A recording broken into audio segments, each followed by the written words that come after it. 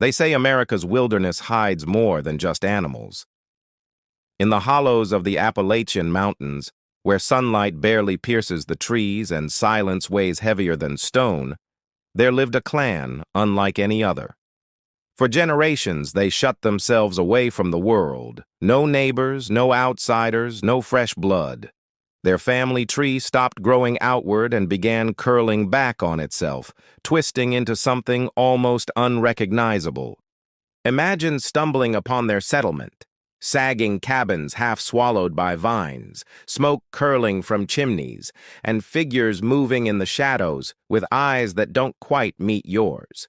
Were they myths, monsters, or just men left behind by a country that chose not to see them? This is the story of a family bound by blood so tightly it became a curse. A story not whispered around campfires, but carved into the bones of those who dared wander too close. Before we dive deeper, do me a quick favor. If stories like this pull you in, hit that like button. It really helps more people discover these hidden histories. Subscribe if you want more haunting tales from the forgotten corners of our world. And share this with someone who loves a good mystery. You never know whose curiosity it might spark. The story of this lineage begins not with myth, but with men who sought distance from the growing towns of America. Farmers, trappers, and hunters pressed deeper into the mountains until isolation became their only companion. At first, their lives resembled countless frontier families, scattered across rugged terrain. A father teaching sons to carve tools from oak, brothers cutting paths through thickets, uncles carrying muskets for protection against predators. Their bonds were forged through survival alone. Each generation chose retreat over progress. While other men followed railroads, sought trade in markets, or joined bustling mills, these settlers pushed farther inward.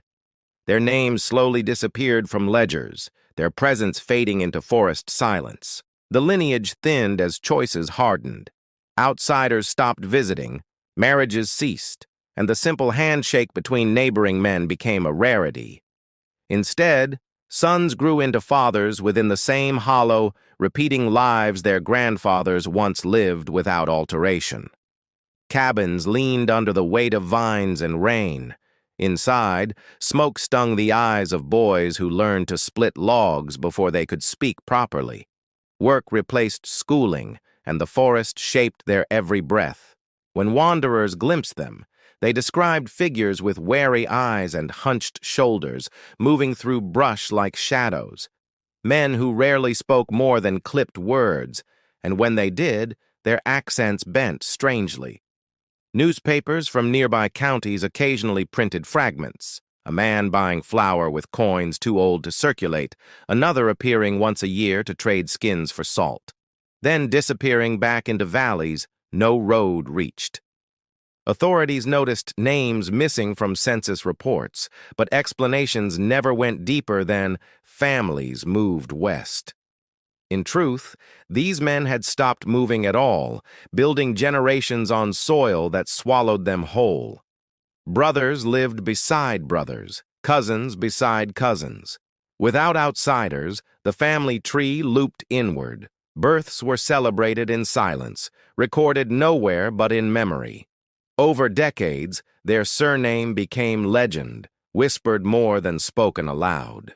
Hunters passing through spoke of distant figures on ridges, motionless, yet watching.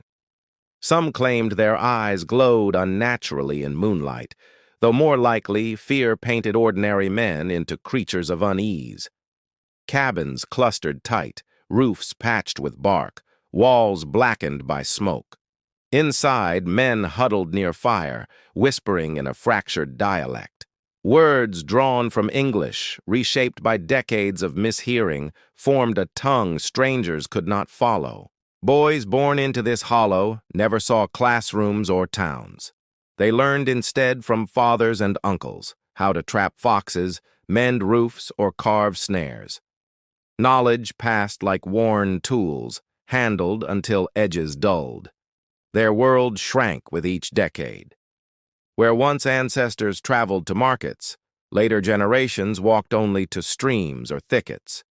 Distance beyond sight lines became unnecessary, and the forest grew into both boundary and shield.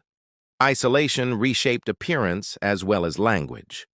Reports surfaced of crossed eyes, twisted jaws, and lopsided gaits. Each description whispered beyond the mountains, turning neighbors into uneasy storytellers reluctant to speak too loudly. County sheriffs occasionally attempted visits, carrying papers stamped with state seals. They returned pale, speaking only of unfit conditions. Details never reached ink. Silence thickened like fog, concealing what truth they might have glimpsed. Those who came back swore of cabins crowded with men sharing cramped quarters. Privacy vanished generations earlier. Beds, meals, and even tools were communal, blurring lines of individuality. The family existed as a single repeating unit. Travelers who stumbled upon the hollow described a stillness unlike anywhere else. No dogs barking, no axes ringing, only the shuffle of feet through dirt and low murmurs in a dialect beyond comprehension. Legends bloomed around this silence. Some called them ghosts. Others spoke of cursed blood. Yet the truth lay in stubborn survival. Men locked inside a cycle of kinship that folded endlessly back upon itself. Pity turned to fear among nearby towns. When a boy with clouded eyes appeared on a dirt road, villagers stared. Sympathy faltered when they realized he could not be helped, and fear grew heavier. Still, despite deformities and suspicion, the family endured.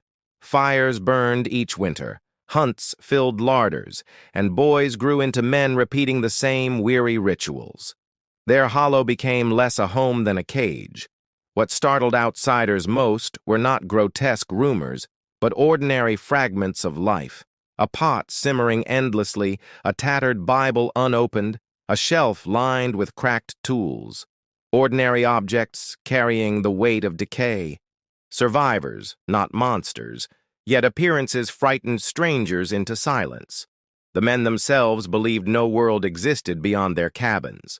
For them, the forest was universe, ancestry was compass, and blood was the only inheritance. Generations of fathers buried within the same soil hardened into myth. Graves marked with crude stones stood among cabins, names fading until even descendants forgot which ancestor lay where. Memory itself grew as fragile as bone. The land reinforced isolation. Ravines cut off paths, rivers swelled, and winters froze passes. Each natural barrier became another wall between the clan and civilization, deepening separation until contact seemed unthinkable. Stories spread of hunters glimpsing children who spoke in broken syllables, unable to pronounce full words. Some described laughter that sounded like crying, echoing through trees until it dissolved into unsettling silence. The state could have intervened, but paperwork meant little against distance. Reports stacked in drawers marked unsanitary or unfit, offering no detail. Officials found forgetting easier than confronting what lingered in those woods. Each forgotten report hardened into neglect. For the clan, abandonment was constant, shaping identity more than any curse. Survival meant turning inward, forging kinship into law stronger than any sheriff's badge. Neighbors, too, chose silence. Easier to look away than confront twisted lineage. Easier to whisper than help. Each passing year, the family's existence sank deeper into obscurity, while rumors bloomed brighter than truth. Inside the hollow, seasons passed unnoticed by the world. Snow buried cabins, then melted into mud, and spring carried game into traps. To these men, this cycle was not horror. It was simply home. Yet when viewed from outside, the weight pressed differently. To imagine living without new voices, without fresh ideas, without paths outward, such a thought unsettled even the most hardened mountaineers who heard whispers of the clan. The men themselves carried no sense of tragedy. They lit fires, split wood, shared meals. For them, lineage was survival, even if twisted. For outsiders, it was a mirror reflecting society's blindest neglect. Generations of neglect blurred roles. Fathers became uncles, sons became nephews. The family structure looped endlessly until even they struggled to define relationships.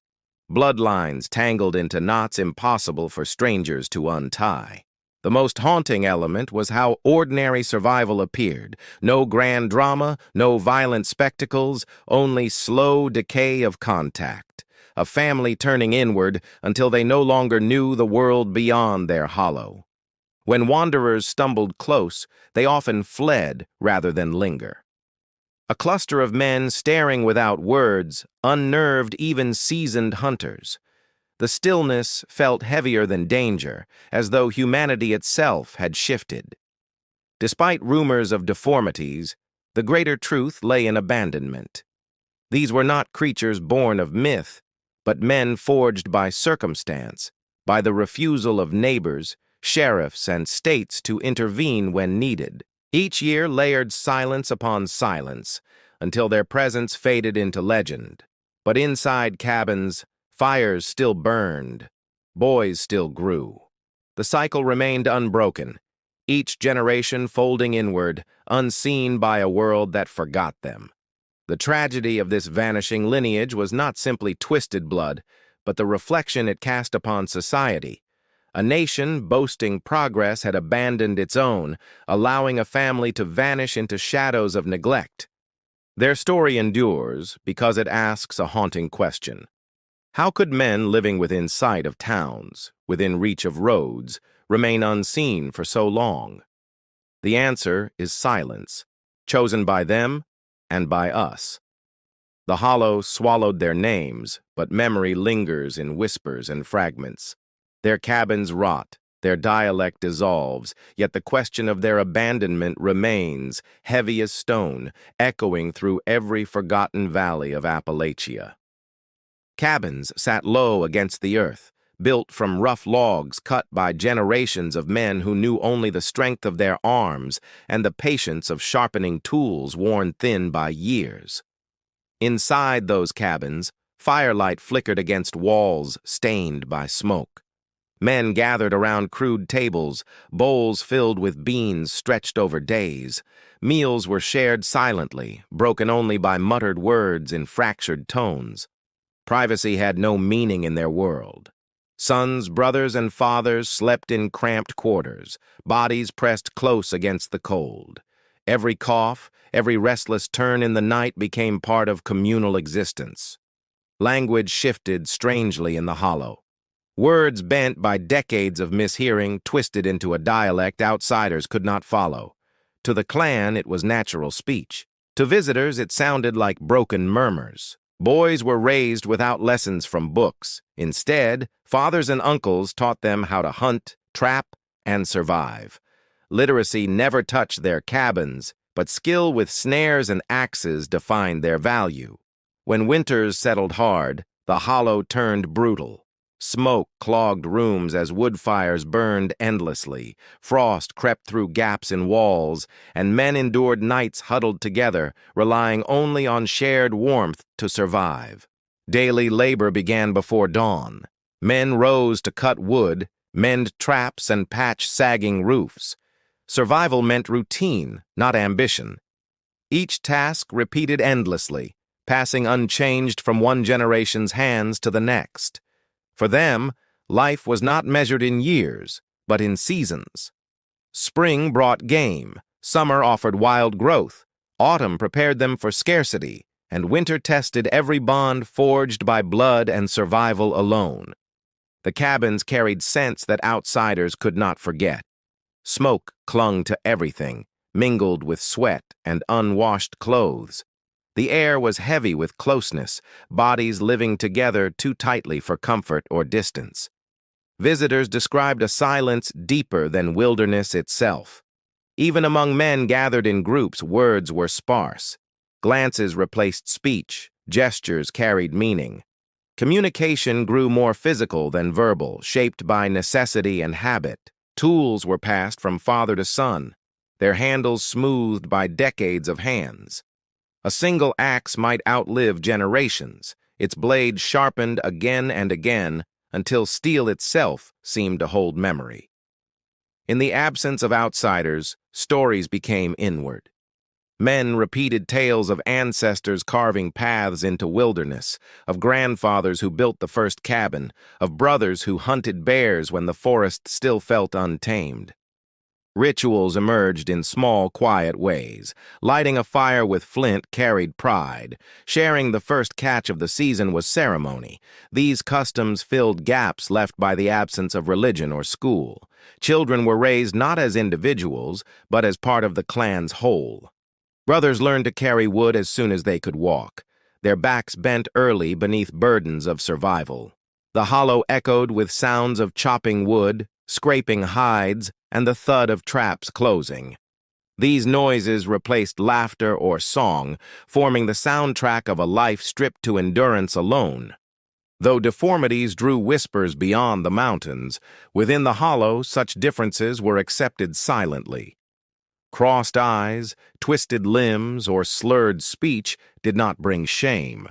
Each man carried his place in survival without judgment. Meals were monotonous but sustaining. Beans stretched across days, venison smoked until leathery, roots boiled in iron pots. Variety mattered little. What counted was whether the pot was full enough to keep them alive. Generations lived and died without doctors. Illness was faced with stoicism. Coughs endured until they faded or carried men into shallow graves dug beside the cabins. Death came quietly, marked by crude stones. Their existence bred suspicion among townsmen who occasionally caught sight of them. Yet inside the hollow, men saw themselves as ordinary. They rose, they worked, they ate, they slept. Horror belonged only to outsiders. The forest framed every choice. It offered food, fuel, and protection, yet it also trapped them. Roads beyond the ridge were unknown paths. Few attempted to leave. Those who did seldom returned. In summer, heat suffocated the cabins, drawing sweat and flies. In winter, snow buried paths and froze streams. The hollow gave no mercy, yet the men accepted hardship as natural rhythm of life. No churches stood in their valley. Faith was replaced by endurance. A man's worth lay not in prayer, but in whether he could hunt, chop wood, or keep fire burning through the longest nights. The youngest learned quickly that questions carried little weight. To ask why meant little in a world where survival answered everything. Their eyes dulled early, molded by routine, until wonder itself seemed foreign.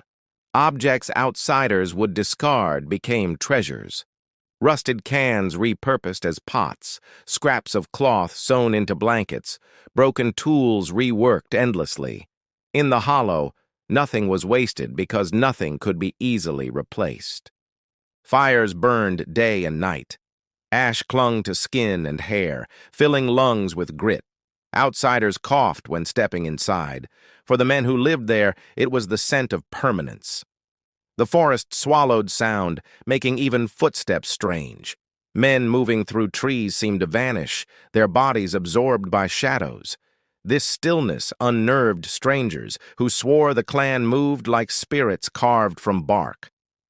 Men slept in shifts during hunts. Two would guard fires while others roamed ridges. Predators stalked at night, and though wolves rarely attacked, their howls reminded the clan that wilderness never surrendered entirely. When sons reached manhood, they inherited little more than tools and burdens. Land was already claimed, cabins already filled. Their futures bent inward, circling the same paths their fathers had walked decades before. Fireside gatherings became their only form of fellowship. Men sat shoulder to shoulder, chewing meat, murmuring in broken tones. Laughter was rare, though sometimes a shared memory sparked rough chuckles that echoed like cracked timber.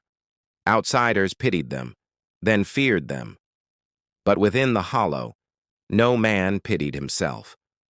Life was difficult, but familiar. The horror existed only in comparison to worlds they would never see. Illness spread quickly in cramped cabins. A cough from one man soon became a cough for all. Yet even in sickness, they clung to routine. Fires lit, traps checked, wood chopped despite aching bodies. Some whispered that the hollow was cursed, yet no curse bound them. Choice did, made long ago by ancestors who turned away from roads, choosing solitude until solitude became prison. Blood sealed the decision forever. Men marked seasons not with calendars but with harvests. The first deer of autumn, the last rabbit of spring, the fall of leaves into streams, these became their measures of time, not written dates. Hunting required patience honed through generations. Boys learned to stand motionless for hours, watching ridgelines, waiting for movement. Silence became second nature, shaping them into figures outsiders later described as statues staring through trees. Cabins grew weaker each year. Roofs sagged, walls leaned, yet repairs were makeshift. No sawmills, no nails, only axes and rope. Still, men kept rebuilding, unwilling to abandon the structures that defined their identity. Legends spread beyond mountains, but the truth was quieter. No monsters lurked there, only men carrying heavy lineage. Their tragedy lay not in evil deeds, but in lives trapped by decisions not their own. What struck investigators later was not savagery, but endurance. Against every hardship, the clan persisted. Fires kept burning, traps caught food, cabins held together. Men endured silence, suspicion, and deformity with unyielding persistence. Life in the hollow was not dramatic. It was repetition, survival, and silence. Yet through this monotony, a haunting weight grew, the knowledge that their world turned inward while the rest of society moved forward. The clan's daily existence proved one truth. Men can survive stripped of comfort, contact, and progress. But survival alone, without growth or escape, twists lives into something the outside world recognizes only as nightmare. Whispers of the clan began as fragments among hunters. Men claimed to glimpse figures at the tree line, standing unnaturally still, their faces shadowed beneath tangled hair. The sightings unsettled even seasoned woodsmen hardened by solitude. Stories carried through taverns in nearby towns. A trapper swore he saw boys with crossed eyes peering from bushes, their stares unblinking. Another man described hearing laughter echoing strangely, sounding less like joy and more like grief. Each account blurred fact with fear. The farther from the hollow a story traveled, the more grotesque it grew. By the time it reached distant ears, whispers painted men into creatures. Yet those who ventured closest described something more subtle. Not monsters, but silence. Men sitting outside cabins, gazes fixed downward, shoulders hunched as though the weight of generations pressed into every bone they carried. A sheriff once admitted to hearing voices on the wind, broken syllables strung together in tones that chilled him. He said it sounded human, but carried a strangeness that unsettled his sleep for months. Hunters feared wandering too close after dusk. Shadows moved strangely in the hollow, shapes lingering longer than natural. A pair of eyes might catch firelight, then vanish as if swallowed whole by darkness. For townsmen, these accounts became warnings. Fathers told sons not to travel deep into those woods, not because of wolves or bears, but because of men whose existence unsettled the imagination beyond reason.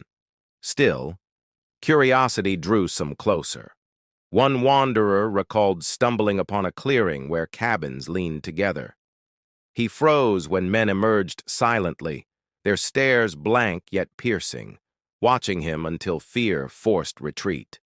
Such encounters rarely ended violently, yet they scarred memory. Outsiders spoke of the quiet as heavier than any threat. It was absence of welcome, absence of words, absence of recognition altogether. Over time, legends grew grotesque. Stories claimed the men moved on all fours or that their eyes glowed red. These embellishments traveled farther than truth, reshaping human lives into myths of horror. The reality proved stranger because it was simpler. Outsiders who glimpsed them reported ordinary acts, splitting wood, stirring pots, carrying buckets.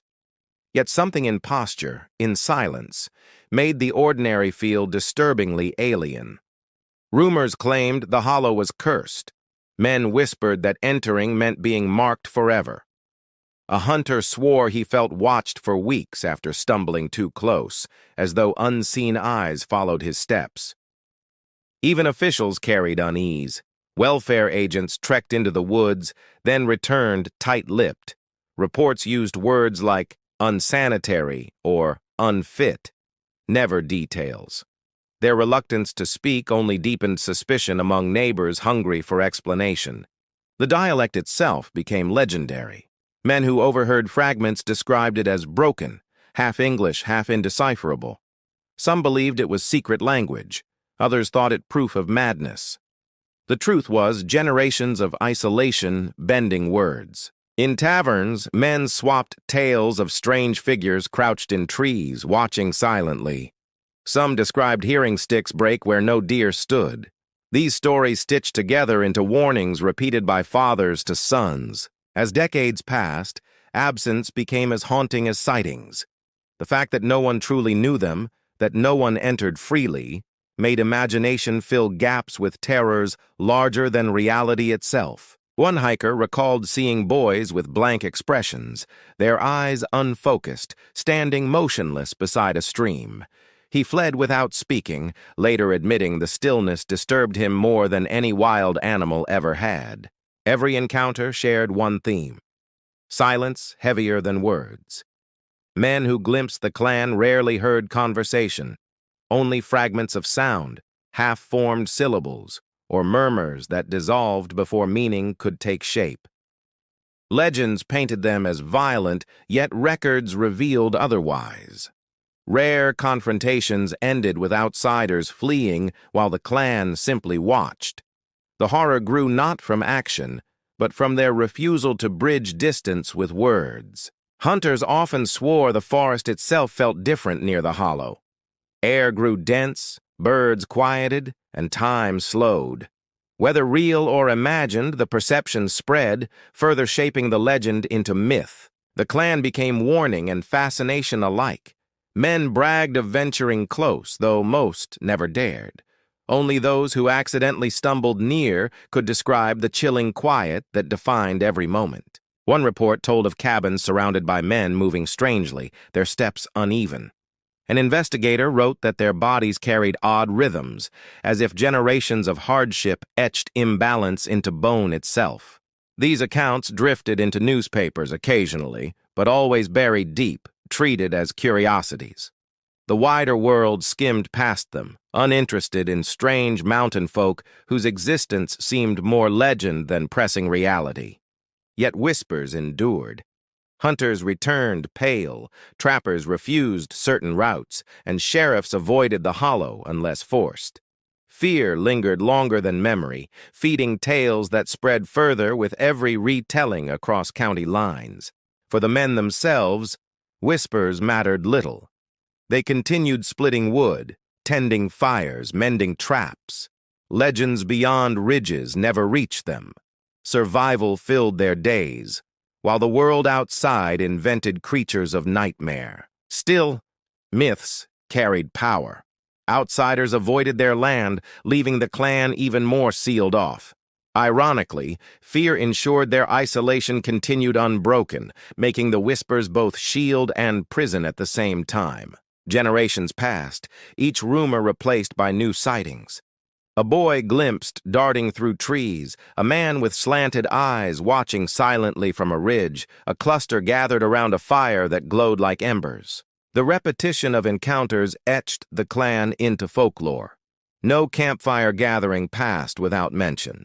Men warned companions to steer clear, weaving fear into nightly stories told beneath skies filled with restless stars. Investigators occasionally returned, driven by curiosity rather than duty. They described the same chilling experience: staring faces, fractured speech, silence that lingered.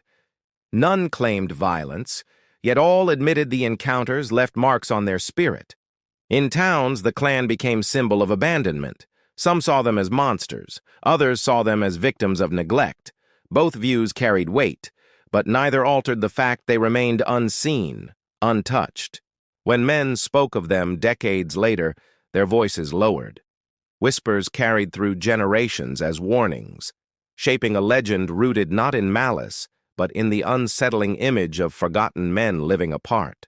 Stories blended into exaggerations. Yet those who truly wandered near returned changed. Their words held hesitation, their eyes heavy. They struggled to explain silence that clung to them like smoke after fire. The hollow became place of both fear and fascination. Outsiders could not resist retelling sightings, layering invention upon truth.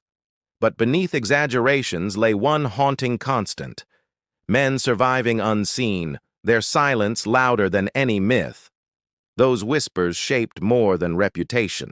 They shielded the clan from intrusion. Fear kept distance intact, ensuring their lives unfolded without interference. Yet that same fear condemned them to remain shadows in their own land. As decades rolled on, the whispers never faded. They hardened into folklore, into stories told by fathers to sons around fires. The legend of men hidden deep in the woods refused to die. By the time journalists finally approached, whispers had already painted images darker than truth. They arrived expecting monsters, finding men instead. Yet even then the silence remained, haunting every step taken through the hollow. The story of whispers is not about fantasy, but about neglect echoing through generations. Men mistaken for creatures because silence, deformity, and distance blurred their humanity until legends became easier to believe than truth. County officials had long known whispers of the hollow, yet reports remained shallow. A welfare agent might trek into the valley, return pale, and submit paperwork marked with vague phrases that explained nothing clearly. One sheriff admitted years later that he avoided the hollow whenever possible. He confessed the silence unsettled him more than violence, describing figures standing motionless as though carved from the forest itself. State records occasionally listed investigations, but details never appeared. Reports contained words like unsanitary, unfit, or unsafe, yet no full description. The language concealed more than revealed, ensuring the family remained forgotten by design. Men carrying badges found reasons to delay visits. Harsh terrain, lack of resources, or urgent duties elsewhere provided excuses. Few wanted responsibility of facing realities hidden deep in the ridges of Appalachia. When agents did arrive, they often traveled with escorts. Yet even groups emerged shaken, refusing to describe specifics. Their silence spoke louder than any official document, fueling rumors throughout nearby towns for decades. Some claimed corruption silenced reports, while others believed fear drove secrecy. Officials knew confronting the clan meant confronting society's neglect, and neglect is easier to bury than acknowledge. The paper trail thinned deliberately. A local judge once remarked privately that pursuing legal action would serve no purpose. He argued the men lived apart, harming no outsiders, and intervention would only drain resources without solving their condition. Such reasoning allowed inaction to harden into tradition. Generation after generation of officials repeated avoidance. The hollow remained a blind spot, ignored by choice rather than oversight, forgotten within reach of government offices. New sheriffs inherited whispers along with badges. Veterans warned them quietly, "Do not press too far into those woods." Few defied advice, and those who did carried haunted expressions long after their return. Deputies sometimes escorted journalists toward the valley, then stopped short. They refused to step deeper, citing safety concerns, though danger was never proven. Their hesitation reinforced legend while concealing uncomfortable realities within. In county meetings, the subject of the clan arose only when rumors spread too loudly. Leaders would nod, acknowledge vaguely, then move on to other business. Silence became a shared language of avoidance. Men who witnessed conditions firsthand often faced ridicule when attempting to speak. Neighbors dismissed their accounts as exaggerations. Without photographs or detailed reports, truth dissolved into folklore, further protecting the family from scrutiny. One investigator described cabins overcrowded with men sharing every corner, yet his official report omitted details, citing lack of resources. He later admitted fear of backlash if the state admitted such neglect existed. The avoidance served many purposes. By failing to document realities, officials protected their reputations. At the same time, they avoided responsibility for men abandoned in wilderness while society continued advancing beyond the ridges. Silence became more dangerous than confrontation. By ignoring, authorities allowed cycles to repeat. The clan grew stranger each generation, while outsiders convinced themselves nothing urgent required action. Inaction itself became a form of complicity. For men within the hollow, no law existed beyond kinship. Sheriffs never returned to enforce order, and judges never summoned them. Their world functioned entirely without state presence, built on survival alone. Occasional raids were discussed but never carried out. Costs, risks, and uncertainty outweighed potential outcomes. It proved easier to let the clan remain unseen rather than expose conditions that might shame entire counties. One deputy recalled years later that his superior told him directly, "Leave them there. They aren't our problem." The phrase summed up decades of neglect disguised as pragmatic wisdom, cementing silence forever. Even when reports of deformities reached newspapers, officials deflected. They described the clan as eccentric or primitive, but avoided admitting generations of inbreeding. Public acknowledgement would demand intervention, and intervention meant responsibility. The lack of photographs preserved deniability. Without images, the clan existed only as rumor. Authorities benefited from that ambiguity, deflecting questions easily. "We've seen worse poverty," they claimed, sidestepping deeper truths deliberately. Church leaders occasionally questioned officials, but responses were rehearsed. They claimed resources were stretched thin, that the hollow lay too remote, that nothing more could be done. Silence dressed itself in bureaucratic excuses. Men working welfare offices filed stacks of thin reports, stamping them, then shelving them permanently. Each sheet represented an abandoned opportunity, a chance to confront reality buried beneath lines of official jargon. The clan's existence became accepted absence. Authorities knew, but pretended otherwise. Their refusal to act allowed myths to spread unchecked. Legends replaced details, and every new generation of officials inherited ignorance willingly. Whispers grew heavier because silence persisted. The less officials said, the more frightening rumors became. The public imagination filled gaps, transforming ordinary men into terrifying legends, while truth remained sealed behind official quiet. Some historians argue neglect was deliberate, a strategy to avoid confronting rural poverty. Admitting the hollow existed would expose systemic failure.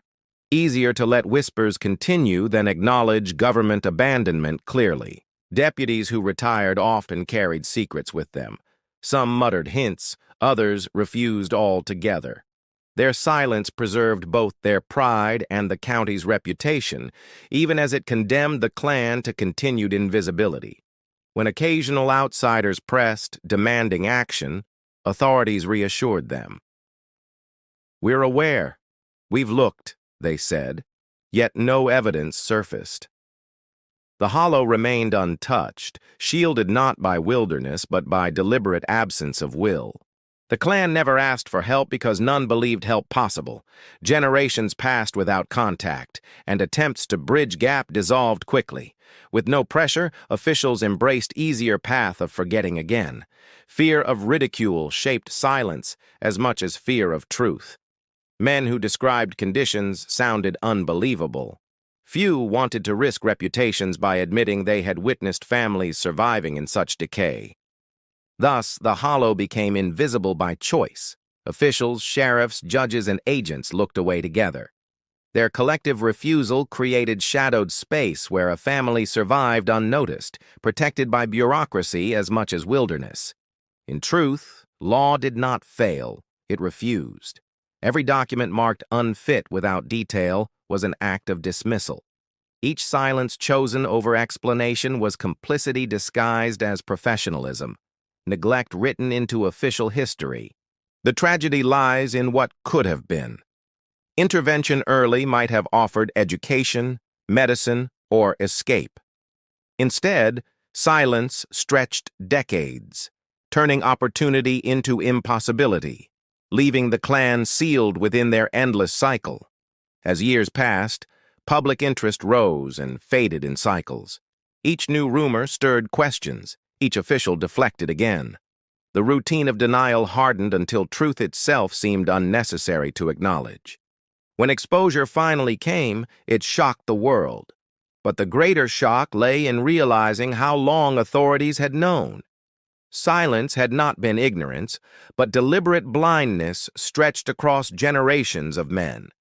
That blindness cost more than dignity. It sealed fate of boys born without chance, condemned to repeat lives their ancestors endured. Each child entered silence, raised in neglect, sanctified by official avoidance. The legacy of these authorities remains haunting, not because they acted cruelly, but because they chose not to act at all. Their silence echoes louder than any words ever could have spoken. The Hollow's story therefore reveals truth larger than one clan.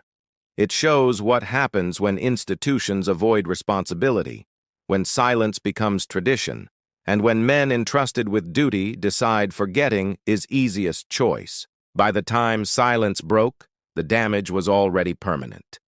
Generations lost to neglect cannot be restored.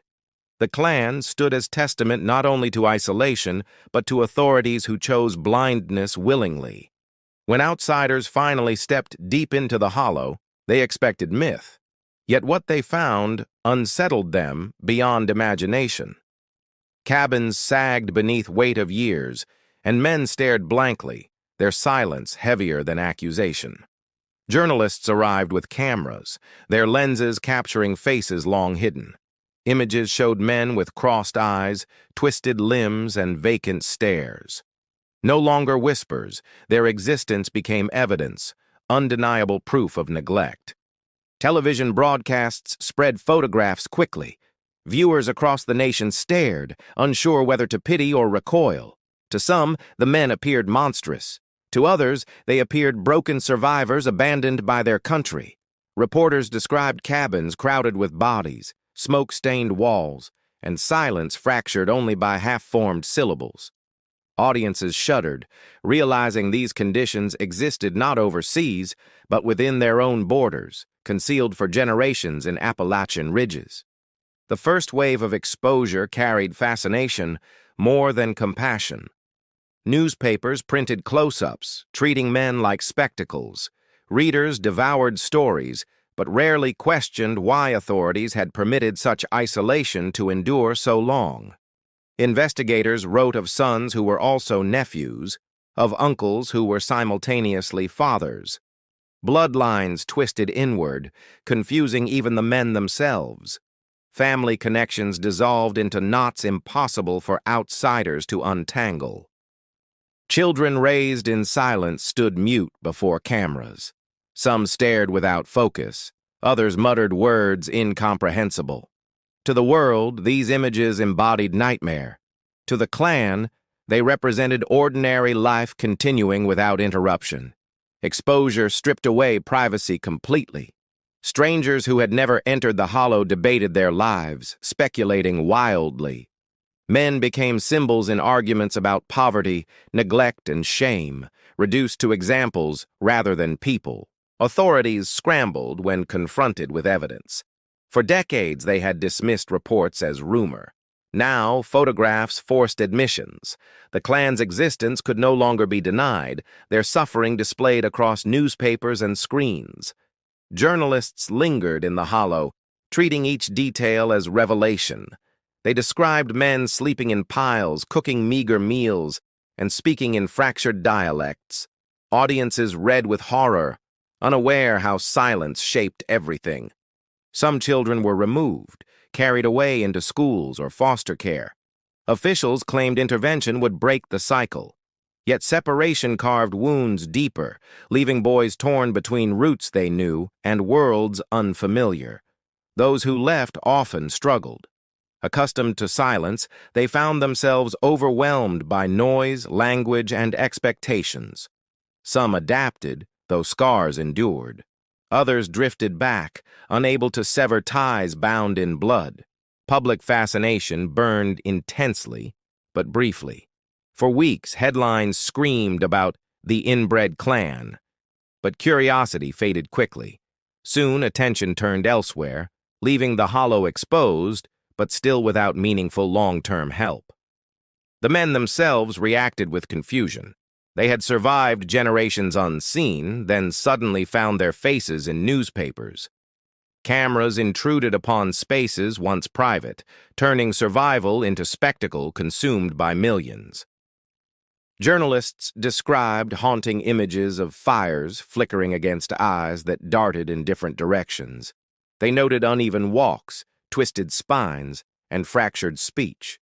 These details became shorthand for neglect, symbols of abandonment, visible nationwide. Yet beneath grotesque fascination lay tragedy. What shocked the world most was not deformity, but realization that such suffering occurred openly.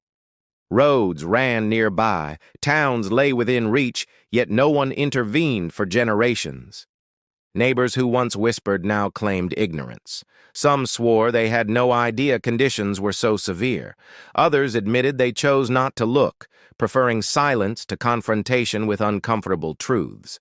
Officials staged inspections after exposure, but actions remained shallow. Reports filled with promises quickly dissolved. Once media departed, so did urgency. The hollow returned to silence, though this time the silence felt crueler. Men within the hollow understood little of the attention. They continued tending fires, splitting wood, and eating beans. Their lives changed less than newspapers suggested, for survival carried on unchanged by headlines. Photographs, however, outlived fascination. Grainy images circulated for decades, resurfacing whenever stories of rural neglect appeared. They became permanent reminders of how easily a family could vanish until rediscovered by curiosity rather than compassion. Outsiders debated morality of publishing faces without consent. Some argued exposure helped reveal truth. Others claimed it exploited suffering. Regardless, the men had no voice in decision, their identities consumed by public gaze. Exposure did not grant them dignity.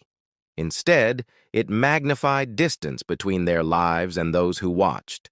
Strangers judged from afar, reducing existence to cautionary tale rather than recognizing humanity buried beneath silence. In taverns, men argued whether the clan deserved pity or disgust.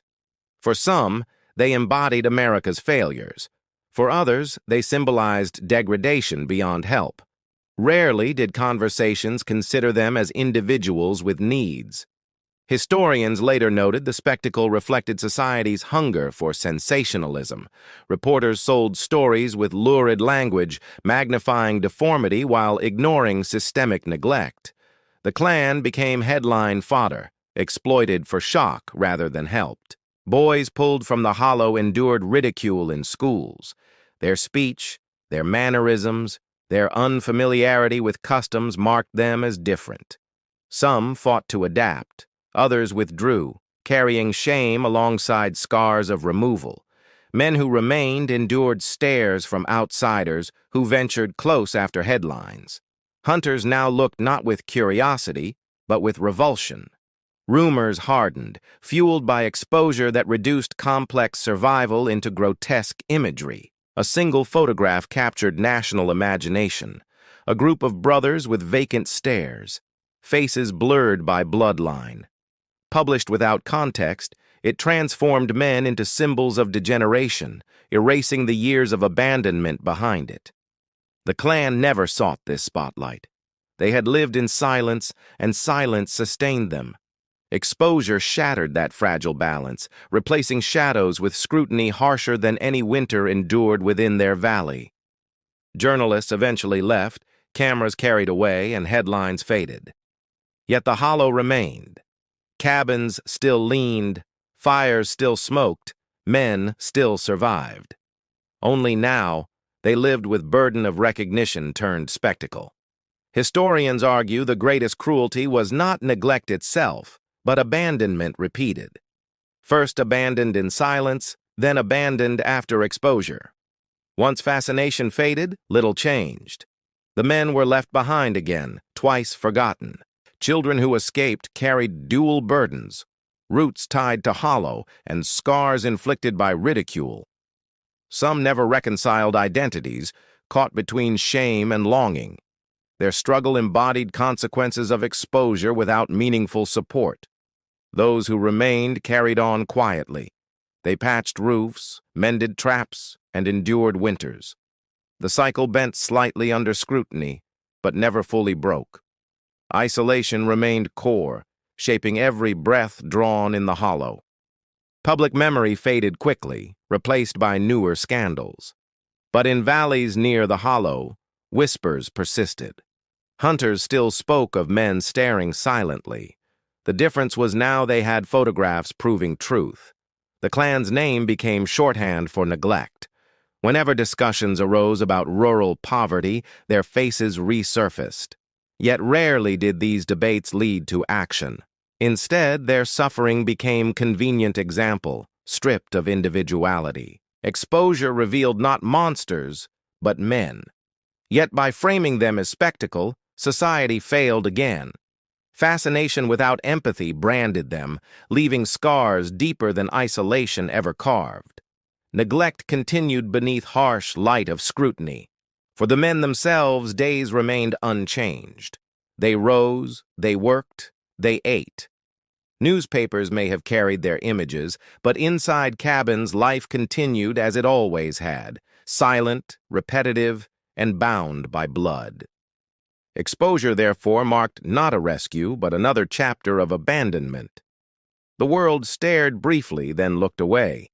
The hollow endured, carrying weight of unwanted attention that solved nothing, leaving wounds that lingered unseen. The story of the hollow did not conclude with exposure. Though headlines faded, the men remained, carrying the burden of abandonment heavier than any deformity. Their silence became legacy, a reminder carved into forgotten ridges. Generations of neglect left scars that photographs could not capture. Boys raised in isolation inherited more than twisted lineage. They inherited absence. No schools, no doctors, no guidance beyond what fathers and uncles provided. When authorities withdrew after brief intervention, the cycle continued. Some boys were placed elsewhere, yet many returned. They carried shame alongside loyalty, torn between two worlds, belonging fully to neither. The struggle never ended. In towns nearby, men still whispered of them. Hunters warned sons to avoid certain valleys. Sheriffs quietly discouraged exploration. Despite exposure, the clan slipped back into myth, shielded once again by silence. Historians argue their story reflects not savagery, but national failure. The hollow existed because neglect persisted. Officials turned away, neighbors stayed silent, and generations of men endured consequences of abandonment woven into daily survival. The legacy endured in memories of those removed. Some recalled fires burning endlessly, others remembered silence thicker than stone. These impressions haunted them long after, shaping identities fractured by ridicule and displacement.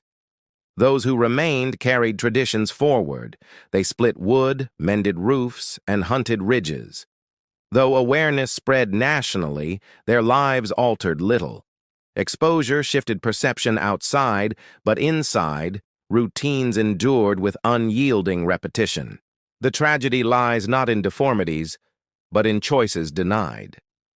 Born into cabins sagging under smoke, boys never glimpsed alternatives. Their horizons ended at ridgelines, their futures predetermined by bloodlines twisted inward. Neglect breeds more than hardship. It breeds resignation. Over generations, hope itself faded. Survival became only measure of success. The men accepted what was given, carrying burdens silently while the outside world turned indifferent eyes. Photographs survive, but meaning fades. To many, they are curiosities. To descendants, they remain proof of how society watched, judged, and walked away. The true wound is not physical, but abandonment remembered across decades. The hollow's silence now echoes louder than ever. Each forgotten name buried in unmarked graves testifies not to curse, but to choices made by outsiders who decided forgetting was easier than compassion. Even after headlines faded, researchers returned occasionally. They found cabins collapsing, men still present, lives unchanged, records noted conditions, but change never followed. The hollow resisted time, preserved as monument to neglect itself. Boys born after exposure inherited stigma. Outsiders viewed them as remnants of shame, symbols rather than people. Their humanity blurred behind legend, their voices disregarded before they even spoke a word aloud. The cycle bent, but never broke. Men taken from the hollow struggled outside, often returning. Those who remained clung to blood ties, bound by survival stronger than promises of distant institutions. The pattern endured. The hollow became cautionary tale used by educators and officials. Yet rarely did such discussions result in reform. Their suffering became example cited, not wound healed. Their existence remained lesson without resolution. For those who lived within, daily life never felt like legend. It was chopping wood, checking traps, tending fires. Horror existed only for outsiders. Inside, monotony defined existence, accepted as natural order. This contrast deepens tragedy. What terrified others was ordinary to them. Their reality carried no mystery, no spectacle, only routine. The legend grew not from their actions, but from abandonment witnessed through outside eyes. Their story raises questions beyond one hollow. How many valleys hid similar lives? How many boys grew up unseen, sealed within ridges? Their existence forces reckoning with blindness embedded in entire societies. Men who studied the hollow later admitted unease. They realized horror stemmed less from deformity than from recognition. It revealed what happens when silence becomes tradition, when abandonment hardens into generational inheritance. Neighbors who once dismissed them eventually admitted regret. Some confessed they chose fear over compassion. Yet regret arrived too late. Generations lost could not be reclaimed, leaving only memory as fragile acknowledgement. The clan's endurance proves resilience even in neglect. Despite deformity, despite poverty, despite abandonment, they survived. Fires continued burning, seasons turned, children were born. Yet survival without growth carried weight heavier than any wilderness. The silence surrounding them now serves as warning, not of monsters in woods, but of what neglect creates. Their legacy challenges societies to ask whether blindness is chosen or forced by fear. Men who once visited carried memories into old age. They recalled blank stares, fractured words, sagging cabins. These images haunted them, reminders of what they saw yet failed to change when possible. The hollow eventually faded into myth again, cabins collapsing under vines. Yet the story lingers because abandonment never disappears. Once truth is revealed, forgetting becomes another act of cruelty, another choice of silence. The lesson endures. Neglect is active, not passive. To look away is decision, not accident. The clan's fate demonstrates how easily humanity can vanish when indifference outweighs compassion across generations of men. Even as society advanced with technology and progress, the hollow lagged centuries behind. That gap widened with each year, revealing inequality not as accident of geography, but as deliberate absence of responsibility. Stories told now often exaggerate grotesque details. But the true horror is simpler. It is a boy born without choices, raised in silence, condemned to repeat fate because no one reached outward. The legacy is not solely theirs. It belongs to every official who ignored reports, every neighbor who whispered instead of helping, every man who judged without lifting a hand. Their silence created Hollow's tragedy. Today, researchers revisit with caution. Some seek truth, others seek sensation. But regardless of motive, each step into that valley confronts echoes of neglect, lingering long after cabins collapse and fires extinguish. The men themselves are remembered as survivors. Their deformities did not define them. Their endurance did. Despite abandonment, they lived, carried burdens, and persisted in silence while the world debated their existence. Photographs may fade, but memory remains etched in those who glimpsed them. The images are mirrors, reflecting not twisted blood, but twisted neglect. They force recognition of failures carried by entire communities. The Hollow teaches that isolation becomes prison when left unchecked. Without bridges outward, families collapse inward. Without compassion, survival hardens into cage. This is the legacy left behind, carved into every unmarked grave. Some descendants wander today, carrying fragments of memory. They embody both escape and inheritance. Each step outside the Hollow reminds them of survival, yet each glance backward recalls silence that shaped their identities forever. Ultimately, the clan's story cannot be reduced to legend alone. It remains testimony to abandonment's power. Men left unseen for generations became myth, yet beneath myth lived undeniable humanity struggling against neglect. The lesson endures like shadow across ridges. When societies turn away, valleys fill with silence. The Hollow stands as haunting reminder of how easily men can vanish, unseen until rediscovered too late. Their legacy is not deformity nor twisted blood, but silence chosen by others. That silence became prison walls stronger than stone, binding generations of men until truth emerged, too late to undo damage. The tragedy remains ours as much as theirs. Their story is mirror reflecting indifference, showing how neglect breeds suffering deeper than any natural disaster. The legacy endures, demanding societies confront silence before it repeats. And so the Hollow fades into myth again, cabins buried by forest, names erased. Yet questions linger like echoes. How many remain unseen? How many endure neglect? And who will choose to break silence?